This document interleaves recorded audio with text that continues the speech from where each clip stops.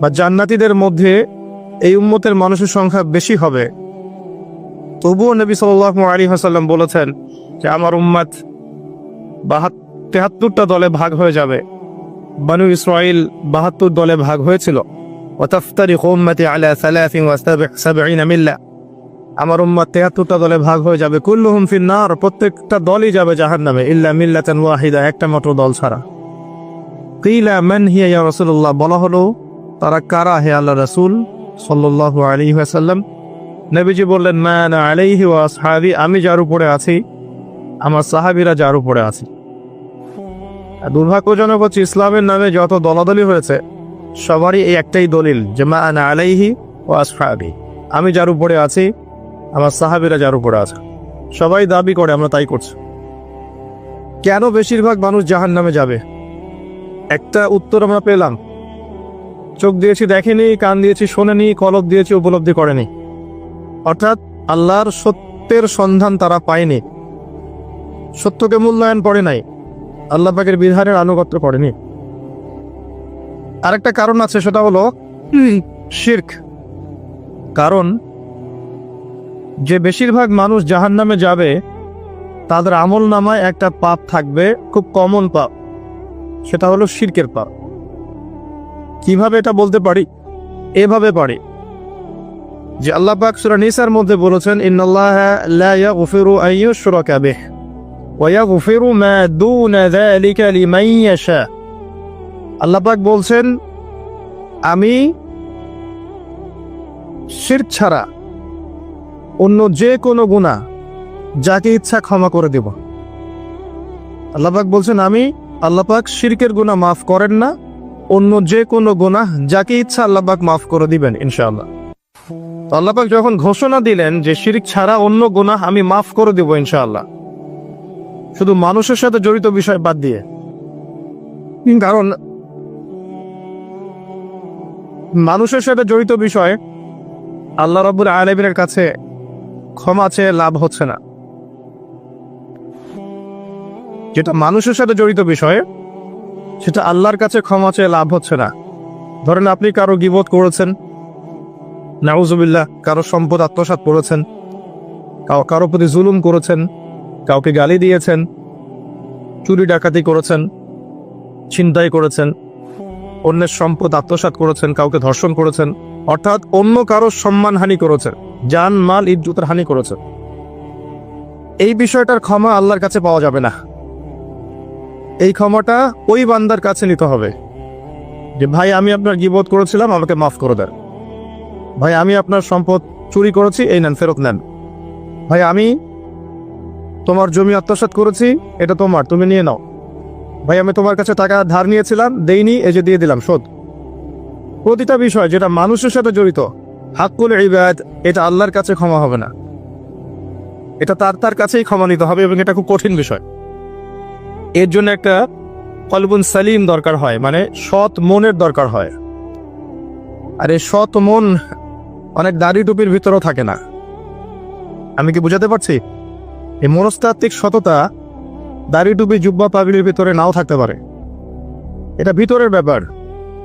যার কলব যত বেশি পরিচ্ছন্ন আলোকিত, সে তত বেশি সৎ হবে ইনশাআল্লাহ। কোনো কোনো ক্ষেত্রে আমরা এমনও দেখেছি যে একজন নন মুসলিম হিন্দু সম্প্রদায়ের মানুষ, সে মাপে কম দিচ্ছে না, একজন মুসলিম দিচ্ছে। কোনো কোনো ক্ষেত্রে দেখবেন আপনাদের এলাকায় আগে হিন্দু সম্প্রদায় বেশি ছিল না? আমার জানা মতে রংপুরের এই জায়গায় তো আগে শহর ছিল, তাই না?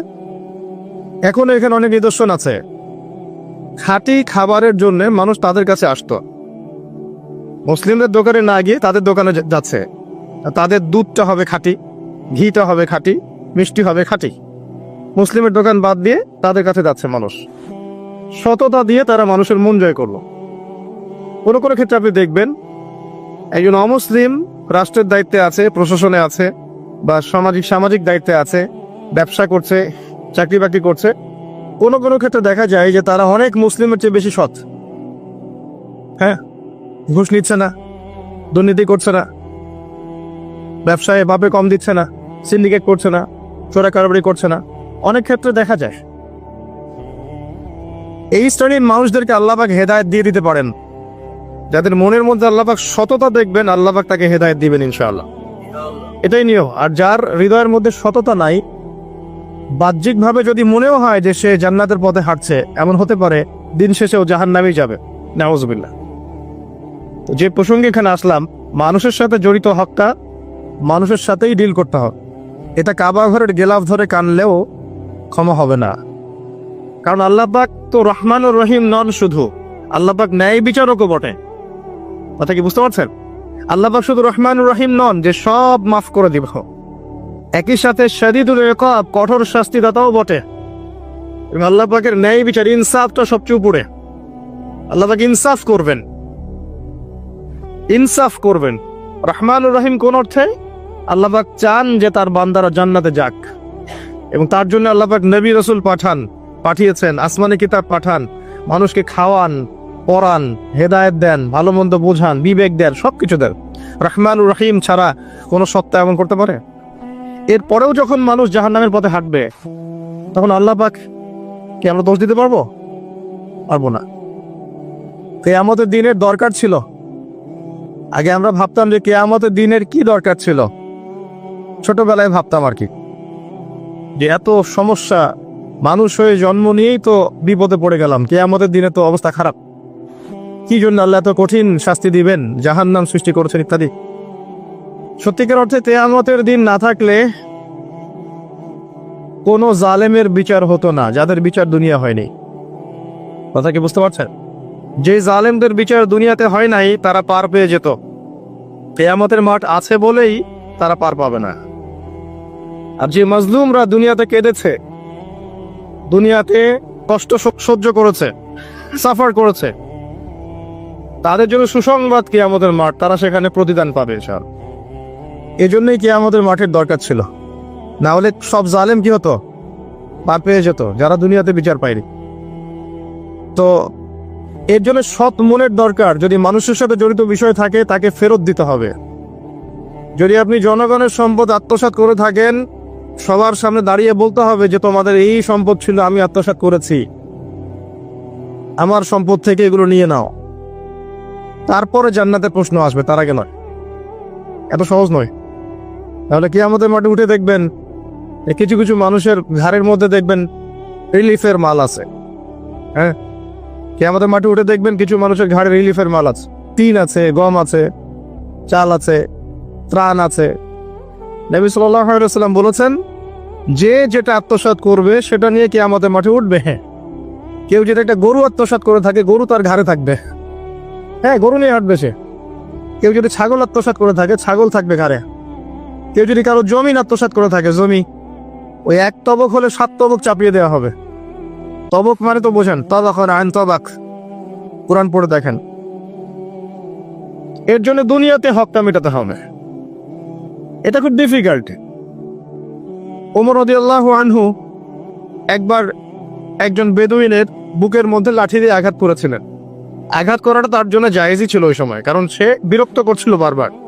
ওমর রাদিয়াল্লাহু আনহু রাষ্ট্রীয় বড় দায়িত্ব পালনে ব্যস্ত ছিলেন। এই সময় একজন বেদুইন এসে তার জামা ধরে টান দিচ্ছে, দিয়ে বলছে যে আমার কথা শোনেন, আমার কথা শোনেন।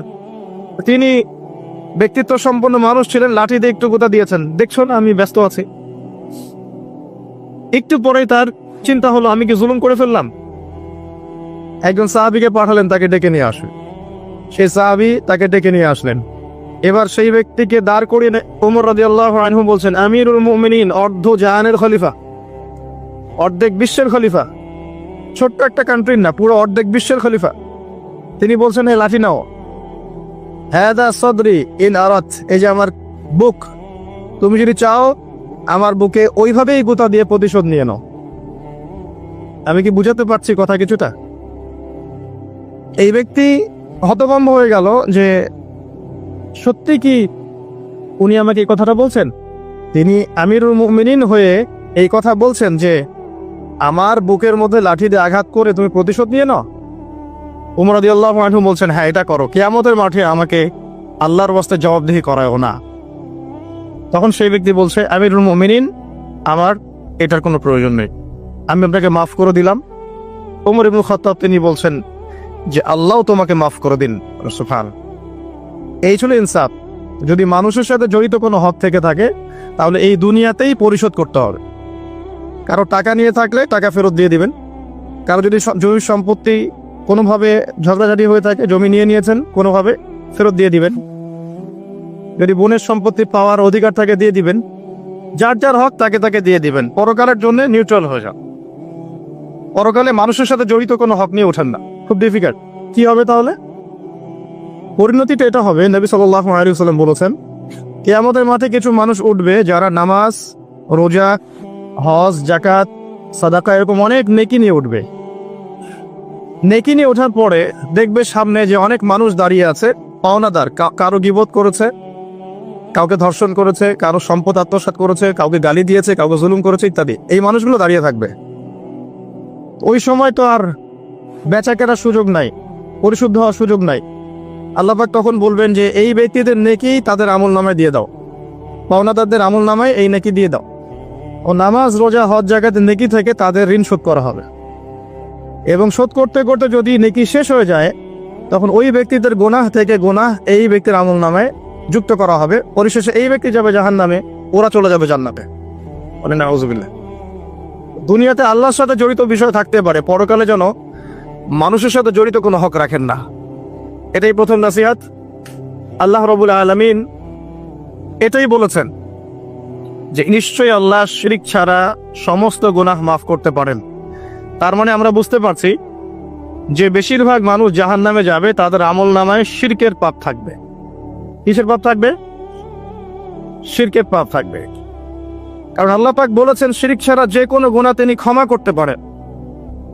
এবং মেরাজের রাতে যখন নবী সাল্লাল্লাহু আলাইহি ওয়াসাল্লাম আল্লাহর সাথে সাক্ষাৎ করেছেন, আল্লাহ পাক 3টা প্রতিশ্রুতি দিয়েছেন, 3টা হাদিয়া, উপহার। একটা হচ্ছে 50 ওয়াক্ত নামাজ, যেটাকে আমরা এখন 5 ওয়াক্ত পড়ি। 5 ওয়াক্ত পড়লে আপনি 50 ওয়াক্তের নেকি পাবেন ইনশাআল্লাহ। আর এই উম্মতের যে কোনো নেকির কাজ 10 দিয়ে গুণ করা হবে। একটা ভালো কাজ করলে আপনি 10 গুণ নেকি পাবেন, আল্লাহ পাক এটা বলে দিয়েছেন। কিন্তু গুনাহ একটা করলে একটাই পাবেন। একটা গুনাহ করেছেন, একটাই থাকবে, এটাকে 10 দিয়ে গুণ করা হবে না। এটা প্রথম হাদিয়া। দ্বিতীয় হাদিয়া হচ্ছে সূরা বাকারার শেষের 3টা আয়াত। সূরা বাকারার শেষের 3টা আয়াত, লিল্লাহি মা ফিস সামাওয়াতি, এখান থেকে ফানসুরুন আলাল কওমিল কাফিরিন পর্যন্ত। এটা একটা হাদিয়া। এবং নবী সাল্লাল্লাহু আলাইহি ওয়াসাল্লাম বলেছেন, রাতের বেলা কেউ যদি এই 3টা আয়াত পড়ে ঘুমায়, ঘুমানোর আগে এই 3টা আয়াত পড়ে নিয়ে ঘুমায়, বা মাগরিবের নামাজের পর থেকে পড়া শুরু করে, কারণ মাগরিবের পর থেকে রাত শুরু হয়। পশ্চিমা বিশ্বের মতো 12টার পর থেকে রাত শুরু হয় না ইসলামে, সূর্য ডুবলেই রাত শুরু হয়। তো নবী সাল্লাল্লাহু আলাইহি ওয়াসাল্লাম বলছেন তার আমল নামায় সারা রাত ইবাদতের নেকি দেওয়া হবে ইনশাআল্লাহ। আরেকটা হাদিয়া হচ্ছে এটা, আল্লাহ পাক ঘোষণা দিয়েছেন এই উম্মতের কোনো ব্যক্তি যদি শিরক না করে মারা যায়, এই উম্মতের কোনো ব্যক্তি যদি শিরক না করে মারা যায়, মানুষের সাথে জড়িত কোনো পাপ না থাকে, ইনশাআল্লাহ আল্লাহ পাক তাকে মাফ করে দিবেন। আর এই সূরা নিসার আয়াতটাও এটাই প্রমাণ করছে। আল্লাহ পাক বলছেন, ইন্নাল্লাহা লা ইয়াগফিরু আন ইউশরাকা বিহি, আল্লাহ পাক শিরকের গুনাহ মাফ করেন না, ওয়া ইয়াগফিরু মা দুনা যালিকা লিমান ইয়াশা, এবং এছাড়া যে কোনো পাপ আল্লাহ পাক যাকে ইচ্ছা মাফ করতে পারে। আল্লাহ পাক পরম করুণাময়, অসীম দয়াল। এক ব্যক্তি 100টা খুন করেছিল, 99টা খুন করার পরে, এটা বনু ইসরাইলের ঘটনা, এটা গল্প নয়, কেচ্ছা কাহিনী নয়, সত্য ঘটনা। সে তওবার সুযোগ খুঁজছে, তওবা করা যাবে কিনা। খুঁজতে খুঁজতে খুঁজতে একজন আবেদের কাছে গিয়েছে। আবেদ মানে যে ইবাদত করে কিন্তু জ্ঞান নাই। 2 রকম মানুষ থাকে মুসলিমদের মধ্যে, একজন এক শ্রেণী আলেম যারা জানে এবং জানা অনুযায়ী আমল করে, আর এক শ্রেণী হচ্ছে খুব একটা জানে না কিন্তু দেখা দেখে আমল করে, এদেরকে বলা হয় আবেদ। এই ব্যক্তি ছিল আবেদদের একজন। তার কাছে গিয়ে বলছে, আমার কি তওবা হবে? আমি 99টা খুন করেছি, সিরিয়াল কিলার। সেই ব্যক্তি বলেছে, না, তোমার কিসের ক্ষমা? তুমি এতগুলো খুন করেছো, তোমার ক্ষমা হতে পারে? রাগে এই ব্যক্তিকেও সে খুন করেছে, করে 100টা পূর্ণ করেছে। এরপরে আরেকজনের সন্ধান পেয়েছে যে একজন আলেম, তার কাছে গিয়ে তওবার সুযোগ খুঁজছে। সে বললো, হ্যাঁ, তোমার তওবা হবে ইনশাআল্লাহ, তুমি খালেস ভাবে তওবা করো, করে এই এলাকা থেকে চলে যাও। কারণ তওবার পরে নতুন জীবন শুরু করবে, এই পরিবেশে থাকলে তুমি অতীতের হিস্ট্রিগুলো তোমার মনে করবে, তুমি চলে যাও দূরে কোথাও, সেখানে গিয়ে থাকা শুরু করো। সে তওবা করে ওইদিকে চলে যাচ্ছিল, রাস্তায় মৃত্যু হয়। এবার 2 শ্রেণীর ফেরেশতা চলে আসছে, জান্নাতের এবং জাহান্নাম। কে তার আত্মা নিবে? আমরা মৃত্যুর সময় টের পেয়ে যাবো যে কে জান্নাতে কে জাহান্নামী। ফেরেশতাদের আকৃতি দেখেই, ঠিক আছে? আর একজন মানুষের মৃত্যু থেকেই তার কিয়ামত শুরু হয়ে যায়। কিয়ামত কবে হবে এর চেয়ে বড় কথা যে মৃত্যুর জন্য আমরা প্রস্তুত কিনা। তো এখন জাহান্নামের ফেরেশতারা রূহ নিতে চাচ্ছে ওই ব্যক্তির, আবার জান্নাতি ফেরেশতারাও চাচ্ছে। দুজনের মাঝখানে একটা ডিবেট চলছে। আল্লাহ রাব্বুল আলামিন তখন কৌশল করে বললেন, তোমরা রাস্তাটা মেপে দেখো, সে যতদূর এসেছিল এই রাস্তার পরিমাপ বেশি না যেখানে যাচ্ছিল এর পরিমাপ বেশি। দেখা গেল সে যতদূর গিয়েছিল এর পরিমাপ বেশি। আল্লাহ পাক জমিনটা প্রশস্ত করে দিলেন। এভাবে কৌশল করে আল্লাহ পাক এই ব্যক্তিকে মাফ করে দিলেন। এখানে আপনাকে খুনের অ্যাক্সেস দেওয়া হচ্ছে না। এই হাদিসটা বলে আপনাকে খুন করতে উৎসাহিত করা হচ্ছে না। আপনাকে বোঝানো হচ্ছে আল্লাহ পাকের মার্সি, দয়া কত প্রশস্ত। আরেক ব্যক্তি ছিল, সে ব্যভিচারিণী, ব্যক্তি না, সে মহিলা। সে ব্যভিচারিণী মহিলা, প্রস্টিটিউশনে ছিল, যাকে আমরা এখন যৌনকর্মী বলি বর্তমান আধুনিক সভ্যতায়, সো কল্ড আধুনিক সভ্যতায়। এবং তাদের অধিকারের জন্য আমরা অনেক কিছুই করতে চেষ্টা করি। আমরা একটা স্লোগানও দিই, আমার দেহ আমার সিদ্ধান্ত, নাউজুবিল্লাহ। তো এই মহিলা রাস্তা দিয়ে যাচ্ছিল, দেখেছে একটা কুকুর পিপাসার্থ, প্রচন্ড পিপাসার্থ, জিহ্বা বেরিয়ে গেছে। তার মায়া লাগলো, সে নিজের মোজাটা খুলে কুয়াতে নামালো, নামিয়ে অনেক কষ্ট করে সে পানি উঠালো, উঠিয়ে কুকুরকে পান করিয়েছে। এই একটা কাজের জন্য আল্লাহ পাক তাকে মাফ করে দিয়েছে। আরেকজন ব্যক্তি যে প্রচন্ড পাপী ছিল, মৃত্যুর সময় সে তার সন্তানদেরকে ওসিয়ত করছে যে আমি অনেক অন্যায় করেছি, আল্লাহ যদি আমাকে ধরতে পারেন তাহলে আমার অবস্থা খারাপ। তো আমি যখন মারা যাব তখন আমার দেহটাকে পুড়িয়ে ফেলবে, পুড়িয়ে অর্ধেক ছাই বাতাসে ভাসিয়ে দিবে আর অর্ধেক ছাই সমুদ্রে ভাসিয়ে দিবে। মানে বাতাসে অর্ধেক উড়িয়ে দিবে, সমুদ্রে অর্ধেক ভাসিয়ে দিবে। ছেলেরা তাই করলো। এই ব্যক্তির আকীদা কি, যদি আল্লাহ আমাকে ধরতে পারেন তাহলে খবর আছে। তার মানে ওর আকীদা যে আল্লাহ ধরতে পারবেন না এমন করলো, এটা কিন্তু কুফরি আকীদা, তাই নয় কি? পুনরুত্থানে বিশ্বাস না করাটা কুফরি নয় কি? ইমানের 6টা পিলারে একটা হচ্ছে পরকালে বিশ্বাস, তাই না? একটা পিলারই তো তার মধ্যে নাই। তো সন্তানরা তাই করলো। আল্লাহ পাক সাগরকে বললেন ছাই জমা করে দাও, জমিনকে বললেন ছাই জমা করে দাও। আর বাই দ্য ওয়ে, আল্লাহর আদেশ প্রকৃতি শোনে, মানুষ না শুনলে প্রকৃতি শোনে। সাগরের পরে গিয়ে আপনি দাঁড়ান, দাঁড়িয়ে থাকবেন, এই বিশাল সমুদ্র গর্জন করতে করতে আসবে, এসে বিনয়ের সাথে আপনার পা ধুয়ে দিবে। আল্লাহ পাক তাকে আদেশ করেছেন, তোমার সামনে দাঁড়ালে পা ধুয়ে দিও, অহংকার করো না। আল্লাহ যখন ওই সমুদ্রকে আদেশ করবেন যে এই জনপদের লোকেরা আমার আদেশ মানছে না, জলোচ্ছ্বাস দিয়ে উড়িয়ে দাও, সমুদ্র তাই করবে। প্রকৃতি আল্লাহর কথা শোনে। ছাই জড়ো করা হলো। জড়ো করার পরে আল্লাহ পাক এই ব্যক্তিকে আবার পুনরুজ্জীবিত করে জিজ্ঞাসা করলেন, কি জন্য এই কাজটা করেছেন, কেন এই কাজটা করেছো? তখন এই ব্যক্তি বলছে, হাদিসের কথাগুলো এমন, এই ব্যক্তি বলছে, মিন খাশিয়াতিকা ইয়া রাব্বি, আল্লাহ আমি তোমার ভয়ে এই কাজটা করেছিলাম। আর তুমি খুব ভালো করেই জানো হে আল্লাহ যে আমি তোমার ভয়ে করেছি না অন্য কোনো কারণে করেছি। আল্লাহ পাক বললেন, আমি তোমাকে মাফ করে দিলাম। আর দুজন ব্যক্তি, এটা বলে সামনে যাচ্ছেন, আর দুজন ব্যক্তি, এটা আমাদের মুসলিমদের জন্য শিক্ষা আছে। আমরা মুসলিমরা মনে করি যে আমরা সুপিরিয়র হয়ে গেছি। মাশাআল্লাহ, জুমার নামাজে আসি, রমজানের রোজা রাখি, মাঝে মাঝে একটু জাকাত দেই, সুযোগ পেলে একটা হজ উমরা করে আসি, তাই না? মাঝে মাঝে মসজিদে এসে নামাজ পড়ি, আমরা মনে হয় জান্নাতের সার্টিফিকেট পেয়ে গেছে, আমরা এমনটা মনে করি আর কি। দুই ব্যক্তি, একজন অনেক আল্লাহওয়ালা মানুষ, আর একজন হচ্ছে যে আল্লাহর দিনের খুব একটা পরোয়া করে না। এই বন্ধু সেই বন্ধুকে দাওয়াত দেয়, দিনের পথে আসো, দিনের পথে আসো, আসো। এই ব্যক্তি শোনে না। তো একদিন এই ব্যক্তি বলে ফেললো, যে ব্যক্তি একটু পায়াস টাইপের রিলিজিয়াস মুসলিম, সে বলে ফেললো যে আল্লাহ তোকে কখনো মাফ করবে না। কথাটা শোনেন, আল্লাহ তোকে মাফ করবে না, তোকে এত ডাকি দাওয়াত দিই, তুই কথা শুনিস না। মৃত্যুর পরে আল্লাহ পাক এই দুইজনকে জীবিত করলেন। জীবিত করে বললেন, কে তোমাকে ইখতিয়ার দিয়েছে যে আমি কাউকে ক্ষমা করব কি করব না এই বিষয়ে সিদ্ধান্ত দেওয়ার? আজকে আমি ওকে মাফ করে দিলাম আর তোমাকে জাহান্নামে দিলাম, যাও। যার মনের মধ্যে যাররা পরিমাণ অহংকার থাকবে সে ব্যক্তি জান্নাতে যেতে পারবে না। আর অহংকার এবং রিয়াটা এত সূক্ষ্ম যে অন্ধকার রাতে কালো পাথরের উপরে যদি কালো পিঁপড়া হাঁটে, এটা যেমন সূক্ষ্ম, রিয়া এবং অহংকার এতটাই সূক্ষ্ম। এবং যখন আপনারা ইসলামিক ব্যক্তিত্বদেরকে নিয়ে আইওয়াস এবং শোডাউনে লিপ্ত হন, তখন অহংকার তাদের মনের মধ্যে চলে আসতে পারে। এই বিষয়গুলো থেকে সম্পূর্ণ দূরে থাকা উচিত। আল্লাহ পাক আপনাদেরকে বোঝার তৌফিক দান করুন।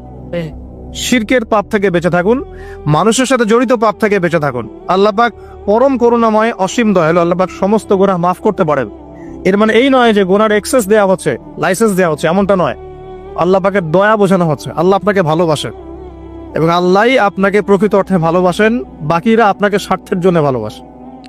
মনে রাখবেন, প্রকৃত অর্থে শুধু আল্লাহই তার বান্দাদেরকে ভালোবাসেন, বাকিরা মানুষের অবস্থানকে ভালোবাসে, মানুষের ব্যক্তি সত্তাকে নয়, আপনার আত্মাকে নয়, আপনার অবস্থানকে। এটা আপনি হারে হারে উপলব্ধি করবেন যত দিন যাবে। বাকি বিষয়গুলো স্বার্থকেন্দ্রিক। আল্লাহ রাব্বুল আলামিনের ভালোবাসা স্বার্থকেন্দ্রিক নয়, নিঃস্বার্থ। আল্লাহর জন্য ভালোবাসো। মাকে ভালোবাসেন আল্লাহর জন্য, বাবাকে ভালোবাসেন আল্লাহর জন্য, আপনি সন্তান সন্ততিকে ভালোবাসেন আল্লাহর জন্য, স্ত্রীকে ভালোবাসেন আল্লাহর জন্য। তাদের জন্য করেন আল্লাহকে সন্তুষ্ট করার জন্য, তাদের কাছে কিছু পাওয়ার আশায় না। যখন আপনি কারোর কাছে কিছু পাওয়ার আশা করবেন, তখন তার কাছ থেকে কষ্ট পাবেন। যখন কারোর কাছে কিছু পাওয়ার জন্য আপনি আশা করবেন, তখন তার কাছে কষ্ট পাবেন। এর বাইরে একটা ভালোবাসা থেকে, ডিভাইন, আল্লাহর পক্ষ থেকে আসে। সেই দুই ব্যক্তি যারা আরশের ছায়া ছায়া পাবে, ওই 7 শ্রেণীর মধ্যে এক শ্রেণী হচ্ছে ওই দুই ব্যক্তি যারা একে অপরকে শুধু আল্লাহর জন্য ভালোবাসত। এই ভালোবাসা, মুআমালাত, আপনার ওঠা বসা, চলাফেরা, ইবাদত, প্রতিটা কাজ হোক শুধু আল্লাহর সন্তুষ্টির জন্য। এটাই হচ্ছে তাওহীদের চূড়ান্ত লেভেল। তখন গিয়ে আপনি আল্লাহর মারিফত বুঝতে পারবেন, আল্লাহকে আপনি আপন করে পাবেন। যখন ডাকবেন, দেখবেন আল্লাহ আপনার কাছে আছে। এমন সময় দেখবেন মনে মনে কিছু চিন্তা করেছেন যে আমার এটা দরকার, দেখবেন বাসায় গিয়ে ওটা হাজির আপনার সামনে। নবী সাল্লাল্লাহু আলাইহি ওয়াসাল্লাম এটাই বলেছেন, জুতার ফিতার প্রয়োজন হলেও আল্লাহর কাছে চেয়ে নাও। তোমার যদি জুতার ফিতার প্রয়োজন হয়, আল্লাহর কাছে চেয়ে নাও, কারো কাছে চেয়েও না। আব্দুর রহমান বিন আউফ রাদিয়াল্লাহু আনহু মদিনায় গিয়েছেন হিজরত করে। অন্য একজন সাহাবী বলছেন, আমার 2টা বাড়ি আছে, একটা নিয়ে নেন, 2টা জমি আছে, একটা নিয়ে নেন। আব্দুর রহমান বিন আউফ তিনি বলছেন, আরিনি আইনাস সুক, আমাকে দেখিয়ে দাও যে বাজার কোথায়। অল্প কিছু খেজুর কিনলেন, আল্লাহর প্রতি তাওয়াক্কুল করে গায়রাতের পরিচয় দিলেন, ব্যক্তিত্বের পরিচয় দিলেন, দিয়ে তিনি চলে গেলেন বাজারে। বাজারে গিয়ে ব্যবসা শুরু করলেন। মাত্র 7 বছরের ব্যবধানে তিনি মদিনার শ্রেষ্ঠ ধনীদের একজন হয়েছেন। আল্লাহর হয়ে যান, শুধু আল্লাহকে আপন করে নেন, দেখবেন সবকিছু আপনার অনুকূলে ইনশাআল্লাহ। ইন্না সলাতি ওয়া নুসুকি ওয়া মাহইয়ায়া ওয়া মামাতি লিল্লাহি রাব্বিল আলামিন, এই কনসেপ্টে আসেন। ইব্রাহিম আলাইহিস সালাম বলেছেন, আমার সালাত, আমার যত কুরবানি, আমার জীবন, আমার হায়াত, মৃত্যু সবকিছু আল্লাহর জন্য। তখন দেখবেন দুনিয়াতে যদি আল্লাহর পথে চলতে আপনি বাধা পান, বিপত্তি পান, কষ্ট পান, দুঃখ কষ্ট আসে, বালা মুসিবত আসে, আপনার মুখে হাসি থাকবে। আপনি বুঝবেন এগুলো আল্লাহর জন্য, আল্লাহ এগুলোর প্রতিদান দিবেন ইনশাআল্লাহ। এবার আসেন আরেকটা পয়েন্ট এসে আমি আলোচনা শেষ করতে চাই। আমাদের সামনে একটা মৌসুম অপেক্ষা করছে আল্লাহর ক্ষমা পাওয়ার। 3 শ্রেণীর মানুষের জন্য নবী সাল্লাল্লাহু আলাইহি ওয়াসাল্লাম অভিশাপ দিয়েছেন। অভিশাপ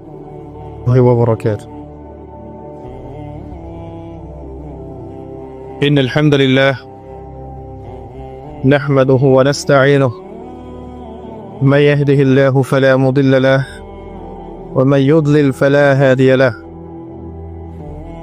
ونشهد أن لا إله إلا الله وحده لا شريك له ونشهد أن محمدا عبده ورسوله أما بعد فأعوذ بالله من الشيطان الرجيم بسم الله الرحمن الرحيم وقال الله تعالى في كلامه المجيد والفرقانه الحميد يا أيها الذين آمنوا اتقوا الله حق تقاته ولا تموتن إلا وأنتم مسلمون وقال رسول الله صلى الله عليه وسلم القرآن حجة لك أو عليك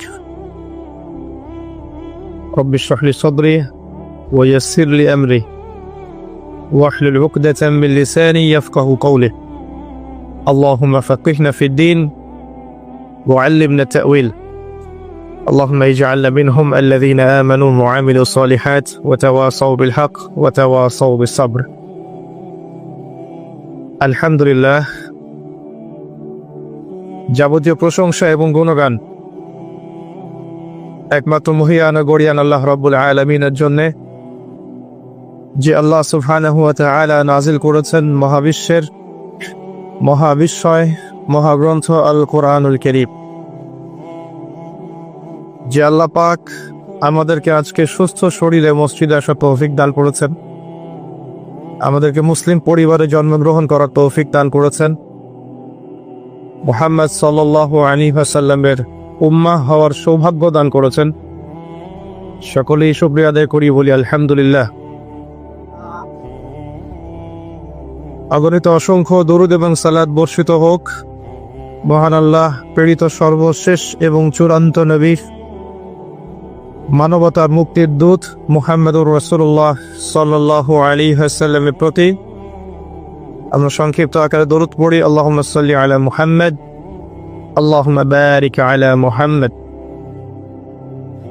সম্মানিত উপস্থিতি, কেমন আছেন আপনারা? আলহামদুলিল্লাহ আলা কুল্লি হাল ওয়া ফি কুল্লি মাকান। আমরা পবিত্র জুমার দিনে আছি। আল্লাহ পাক জুমার দিনে খুতবা শ্রবণ এবং সালাত আদায়ের উদ্দেশ্যে সুস্থ শরীরে মসজিদে আসার তৌফিক দিয়েছেন। আবারও বলি আলহামদুলিল্লাহ। রাসূলুল্লাহ সাল্লাল্লাহু আলাইহি ওয়াসাল্লাম বলেছেন, জুমার দিনে কেউ যদি সকাল সকাল গোসল করে এবং উত্তম কাপড় পরিধান করে, সুগন্ধি ব্যবহার করে, সকাল সকাল মসজিদে আসে এবং পায়ে হেঁটে মসজিদে আসে, ইমামের কাছাকাছি বসে, মনোযোগের সাথে খুতবা শ্রবণ করে, খুতবা চলাকালীন সময়ে কাউকে কষ্ট দেয় না, এমনকি কেউ যদি কথা বলে তাকে এটাও বলবে না যে চুপ করো, এবং ইমামের সাথে নামাজ শেষ করে, নবী সাল্লাল্লাহু আলাইহি ওয়াসাল্লাম বলেছেন, এই ব্যক্তির আমলনামায় প্রত্যেক পদক্ষেপের বিনিময়ে 1 বছরের নফল নামাজ, 1 বছরের নফল রোজার নেকি দেয়া হবে। এই বিশাল নেকিটা নষ্ট হয়ে যাবে যদি খুতবা চলাকালীন সময় আমরা কথাবার্তা বলি, মোবাইলে ব্যস্ত থাকি, লুকিয়ে লুকিয়ে ভিডিও করি, ফটো সেশন করতে থাকি ইত্যাদি, অন্যকে কষ্ট দেই, আপোষে কথাবার্তা বলি, তাহলে এই পুরো নেকিটা নষ্ট হয়ে যাক। দেখবেন এটা বলে দেওয়ার পরেও কিছু মানুষ কথা বলবে, এই কাজ করবে। আল্লাহ পাক বলেছেন কিছু মানুষ সম্পর্কে, লাহুম কুলুবুন লা ইয়াফকাহুনা বিহা, আমি হৃদয় দিয়েছি উপলব্ধি করে না, ওয়া লাহুম আযানুন লা ইয়াসমাউনা বিহা, শ্রবণ ইন্দ্রিয় দিয়েছি শুনবে না, ওয়া লাহুম আ'য়ুনুন লা ইউবসিরুনা বিহা, চোখ দিয়েছি দেখবে না। আল্লাহ বলেছেন এমন কিছু মানুষের কথা, এবং তাদের বিষয়ে আল্লাহ বলছেন, উলাইকা কালানআম, এরা হচ্ছে গবাদি পশুর মতো, জাস্ট লাইক ক্যাটলস, গবাদি পশু, জন্তু জানোয়ারের মতো। বাল হুম আদাল, বরং তার চাইতেও নিকৃষ্ট। উলাইকা হুমুল গাফিলুন, এরা হচ্ছে গাফেল সম্প্রদায়। আল্লাহ পাক এদেরকে দিয়েই জাহান্নাম পূর্ণ করবেন। ওয়ালাকাদ যারানা লিজাহান্নামা কাসীরাম মিনাল জিন্নি ওয়াল ইনস, প্রচুর জিন আর মানুষকে দিয়ে আমি জাহান্নাম পূর্ণ করব। অপরাধ এটাই, চোখ দিয়েছি দেখে নাই, কান দিয়েছি শোনে নাই, হৃদয় দিয়েছি উপলব্ধি করে নাই, এটাই অপরাধ। আর সহিহ বুখারীর মধ্যে 4 বার একটা হাদিস এসেছে যে আল্লাহ পাক আদম আলাইহিস সালামকে ডাকবেন কিয়ামতের মাঠে এবং বলবেন, তোমার সন্তানদের মধ্য থেকে জাহান্নামীদেরকে আলাদা করে দাও। আদম আলাইহিস সালাম বলবেন, কতজন হে আল্লাহ? আল্লাহ পাক বলবেন, প্রতি 1999 জনকে জাহান্নামের জন্য আলাদা করে দাও। যদিও এই উম্মতের বেশিরভাগ মানুষ জান্নাতে যাবে ইনশাআল্লাহ, বা জান্নাতীদের মধ্যে এই উম্মতের মানুষের সংখ্যা বেশি হবে, তবুও নবী সাল্লাল্লাহু আলাইহি ওয়াসাল্লাম বলেছেন যে আমার উম্মত 73টা দলে ভাগ হয়ে যাবে। বানু ইসরাঈল 72 দলে ভাগ হয়েছিল। ওয়াতাফতারিকু উম্মতি আলা 73 মিল্লা, আমার উম্মত 73টা দলে ভাগ হয়ে যাবে। কুল্লুহুম ফিন নার, প্রত্যেকটা দলই যাবে জাহান্নামে, ইল্লা মিল্লাতান ওয়াহিদা, একটা মাত্র দল ছাড়া। কিলা মান হিয়া ইয়া রাসূলুল্লাহ, বলা হলো তারা কারা হে আল্লাহ রাসূল সাল্লাল্লাহু আলাইহি ওয়াসাল্লাম? নবীজি বললেন, মা আনা আলাইহি ওয়া আসহাবি, আমি যার উপরে আছি, আমার সাহাবীরা যার উপরে আছে। দুর্ভাগ্যজনক হচ্ছে ইসলামের নামে যত দলাদলি হয়েছে সবারই এই একটাই দলিল যে